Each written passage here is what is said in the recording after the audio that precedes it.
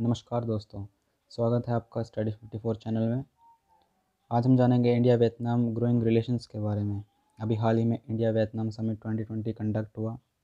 इसके क्या मायने हैं, वियतनाम का क्या इतिहास है, उसके बारे में संक्षेप में जानेंगे। क्या कारण है कि वियतनाम का बहुत अच्छा इकोनॉमिक ग्रोथ हो रहा है और इंडिया का कोऑपरेशन कितना बढ़ रहा है और आगे इसके बढ़ने के कितने चांसेस हैं, इनका कोऑपरेशन क्यों हो रहा है, क्या इसके म्यूचुअल कारण हैं, ये सब हम आज देखेंगे। तो शुरू करेंगे। अगर आपको कंटेंट अच्छा लगे तो इसे शेयर और सब्सक्राइब कीजिएगा। सबसे पहले हम स्टार्ट करेंगे वियतनाम की ज्योग्राफी के साथ। वियतनाम जो है ये इंडो चाइना पेनिनसुला के पूर्वी और दक्षिणी हिस्से में स्थित है। जो इंडो चाइना पेनिनसुला है मैं आपको दिखा देता हूँ। जो इंडिया और चाइना का जो क्षेत्र है इसे आप इंडो चाइना पेनिनसुला कहते हैं। यहाँ पर आपको पहले मैप में दिखा देता हूँ इंडिया और यह है वियतनाम। वियतनाम को थोड़ा करीब से देखते हैं। आप देखेंगे तो इसके जो नॉर्थ में चाइना है, इसके वेस्ट में लाओस और कंबोडिया है और इसके साउथ में है मेकोंग रिवर का डेल्टा। इसका थोड़ा इतिहास समझेंगे। वियतनाम 19वीं सदी के शुरुआत से ही फ्रांस की एक कॉलोनी रहा है, फ्रांस का एक उपनिवेश रहा है। फिर द्वितीय विश्व युद्ध की शुरुआत में जापान ने इस पर कब्जा कर लिया। जापान ने तो 1945 में सरेंडर कर दिया, लेकिन उससे कुछ वक्त पहले हो ची मिन नाम के एक पॉलिटिकल लीडर जो थे वियतनाम के, इन्होंने एक गुट बनाया वियट मिन। उन्होंने वो गुट बनाया ताकि वो जापानियों से और फ्रेंच लोगों से लड़ सकें। जापान तो वर्ल्ड वॉर 2 के बाद हट गया, लेकिन फ्रांस अभी भी अपना उपनिवेश छोड़ने के लिए तैयार नहीं था। तो इनके इस गुट ने जो इनका वॉरफेयर था वो गुरिल्ला वॉरफेयर था। ये जंगलों में पहाड़ों में छिपकर हमले करते थे और उसके बाद फ्रांस के साथ एक समझौता करना पड़ा। फ्रांस को इनके साथ एक समझौता करना पड़ा जिसे जनेवा पीस कॉन्फ्रेंस कहते हैं। ये पीस कॉन्फ्रेंस 1954 में हुआ था। इस कॉन्फ्रेंस से जो बात निकल के सामने आई वो बात ये हुई कि उत्तरी हिस्सा वियतनाम का कम्युनिस्ट कंट्रोल में चला गया, जिसके लीडर हो ची मिन थे, और साउथ हिस्सा एक स्टेट ऑफ वियतनाम नाम से बन गया। आपको उसकी इमेज भी दिखाना चाहूँगा। ये एक इमेज है उस वक्त की। जो यह कॉन्फ्रेंस हुई थी, उस कॉन्फ्रेंस के नतीजे ये थे कि यह हिस्सा 3-4 देशों में बट गया। एक बना किंगडम ऑफ कंबोडिया, एक किंगडम ऑफ लाओस, एक डेमोक्रेटिक रिपब्लिक ऑफ वियतनाम और एक बना स्टेट ऑफ वियतनाम। ये जो वियतनाम का जो ये डिवीज़न था, जो ये बीच की लाइन थी, इसे 17th पैरेलल कहा गया और कहा गया कि यह एक टेम्परेरी डिवीज़न है और 1956 में एक रेफरेंडम होगा जिसके बाद ये सब हटा दिया जाएगा। मगर ये नहीं हुआ। देखते हैं, ये नहीं हुआ, इसके विषय में और जानेंगे। तो इसके बाद ही आपको पता है कि यह वह दौर था जब कोल्ड वॉर शीत युद्ध चल रहा था अमेरिका और रशिया के बीच में। उनके इस शीत युद्ध का असर इस देश पर भी हुआ। उत्तर पर ज़्यादा इन्फ्लुएंस था चाइना और रशिया का, दक्षिण पर इन्फ्लुएंस था अमेरिका का। और अमेरिका तो इतना ज़्यादा इन्फ्लुएंस अपना रख रहा था कि उसने अपने लाखों की तादाद में सैनिक वियतनाम की धरती पर उतारे थे। तो उत्तर के हो ची मिन का गुट, उनकी मिलिट्री, और दक्षिण में वहाँ की सरकार और जो अमेरिकन सैनिक थे उनके बीच में बहुत युद्ध हुए। अमेरिका ने बहुत कई तरह के युद्ध अपराध वहाँ पर किए, उस पर ज़्यादा मैं डिटेल में नहीं जाऊँगा। लेकिन वहाँ से अमेरिका उन्हें नहीं हरा पाया और उसे वहाँ से हटना पड़ा, जिसके बाद एक पेरिस पीस अकॉर्ड हुआ 1973 में, जिसके तहत बहुत से कैदियों को, जो अमेरिकन कैदी थे, उन्हें वियतनाम ने अमेरिका को सौंपा और अमेरिका ने वियतनाम के कैदियों को वियतनाम को सौंपा। माफ़ कीजिए। इस युद्ध में लाखों की संख्या में वियतनामी नागरिक, कई हज़ार लाओस कंबोडिया के नागरिक और कई हज़ार, शायद लाख अमेरिकी सैनिक भी मारे गए थे।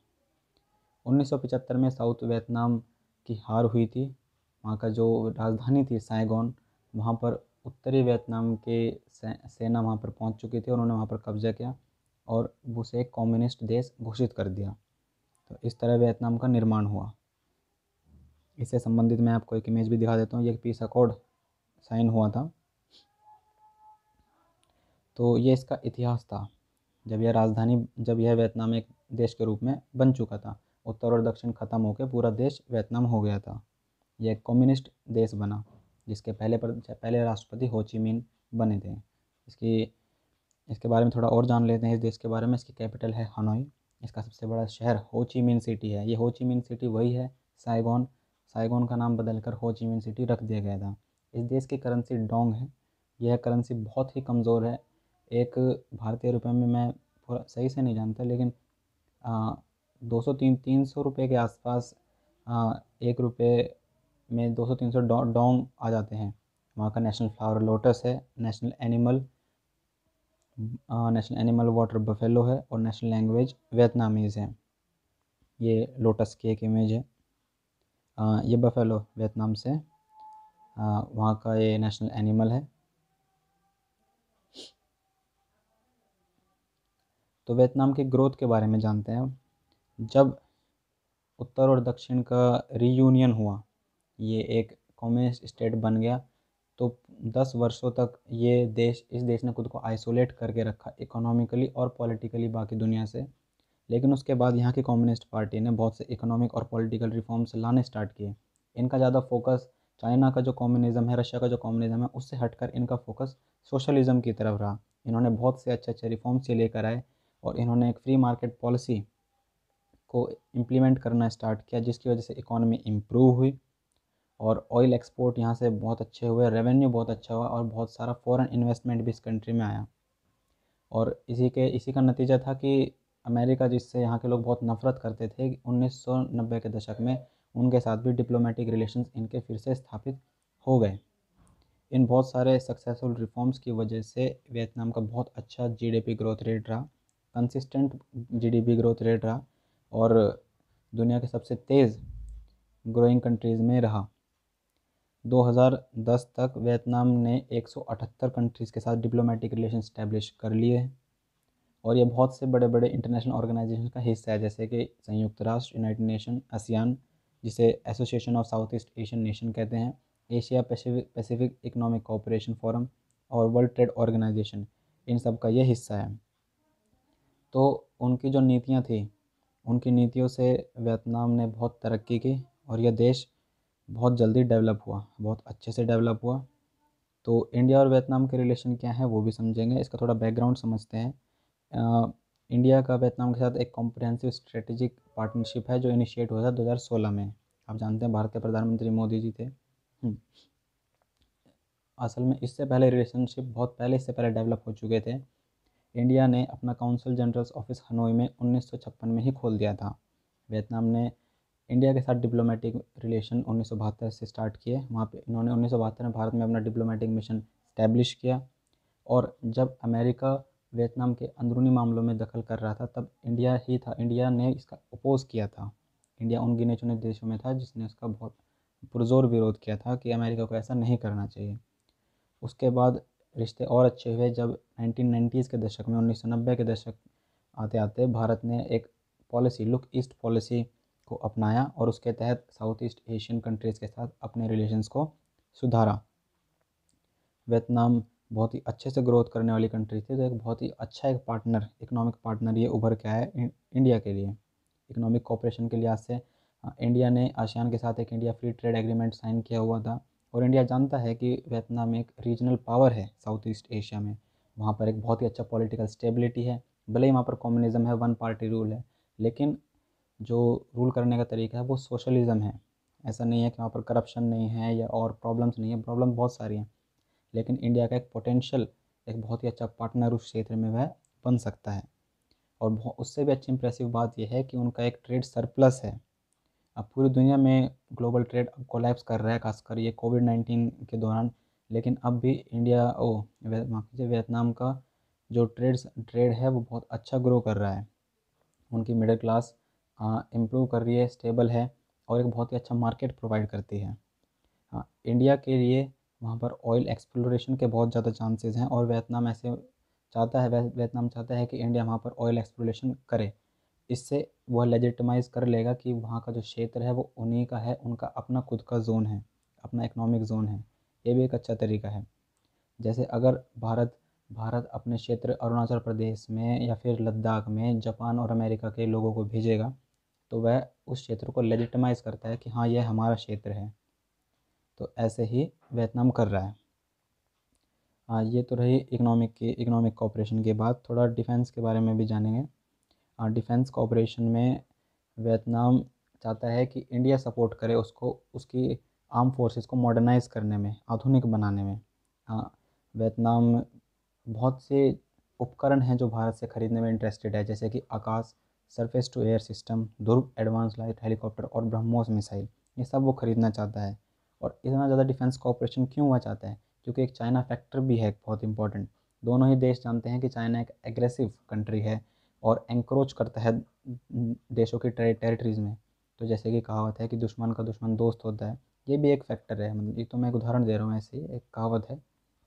तो दुश्मन तो नहीं, पर चाइना को अगर रोकना है क्षेत्र में तो इन दोनों देशों को साथ मिलके आना पड़ेगा। दोनों साथ आते हैं डिफेंस और चीज़ों में कोऑपरेट करते हैं तो बहुत अच्छा रहेगा दोनों देशों के डेवलपमेंट के लिए। और इंडिया के विषय में तो आप जानते हैं कि गलवान घाटी का इंसिडेंट हुआ था। वियतनाम में भी कई बार होता है कि वियतनाम के फिशरमैन्स को चाइना परेशान करता है और कई बार वियतनाम इसका प्रोटेस्ट करता है। जैसे कि एक न्यूज़ आर्टिकल है, हाल ही का न्यूज़ आर्टिकल है 3 दिसंबर का, Vietnam protest China's escalation of sovereignty violation. तो वियतनाम बहुत इनका विरोध करता रहता है, लेकिन जानता है कि उसकी मिलिट्री इतनी पावरफुल अभी नहीं है। तो इसीलिए वह इंडिया के साथ डिफेंस पार्टनरशिप को और आगे ले जाना चाहता है। तो अब आगे क्या? यह जो समिट हुआ उसमें इन विषयों पर चर्चा हुई और आगे भी वियतनाम अपने इन रिश्तों को और मजबूत करना चाहता है इंडिया के साथ। इंडिया और वियतनाम 2021 में यूनाइटेड नेशन सिक्योरिटी काउंसिल के नॉन परमानेंट मेंबर चुने जा चुके हैं। तो ग्लोबल लेवल पर भी ये कोऑर्डिनेट करेंगे। वियतनाम इंडिया का कई चीज़ों में सपोर्ट करता है और इंडिया वियतनाम का बहुत सी चीज़ों में सपोर्ट करता है। इंडिया वियतनाम से सीख सकता है उनकी ओपन ट्रेड पॉलिसी के बारे में, जिसकी वजह से वियतनाम के एक्सपोर्ट्स बढ़े हैं। वियतनाम के एक्सपोर्ट अब अगर नहीं जानते तो बता देता हूँ कि 240% बढ़े हैं पिछले 8 सालों में। तो जो कि बहुत ही बड़ी बात है। तो इंडिया इन चीज़ों में उससे सीख सकता है। वियतनाम इंडिया से सीख सकता है डिफेंस के मामलों में। तो एक दूसरे को सपोर्ट करके कंट्रीज़ ये म्यूचुअली बेनिफिट कर सकते हैं। और अगर वियतनाम उस क्षेत्र में मजबूत होता है तो यह इंडिया के लिए ही अच्छा है और क्षेत्रीय शांति के लिए भी अच्छा है। जैसा कि आप जानते होंगे कि गलवान घाटी का जो इंसिडेंट हुआ और चाइना जो साउथ चाइना सी में करता है, ये दोनों जो साउथ चाइना सी में चाइना एग्रेशन दिखाता है, वो 1982 UN convention on the law of the sea के अगेंस्ट है। फिर भी वह एग्रेशन करता है और सारे साउथ चाइना सी को वो क्लेम करता है, जिसका कि वहाँ की बहुत सी कंट्रीज़, खासकर आसियान कंट्रीज़, उसका विरोध करती हैं। तो जब यह कंट्रीज सशक्त होंगी, मजबूत होंगी, तो यह इंडिया के पक्ष में ही होगा और क्षेत्रीय शांति को भी बढ़ावा देगा। इसी के साथ वीडियो एंड करते हैं। आपको वीडियो कैसी लगी मुझे ज़रूर बताइएगा। अगर अच्छा लगे तो चैनल को शेयर और सब्सक्राइब ज़रूर कीजिएगा। धन्यवाद।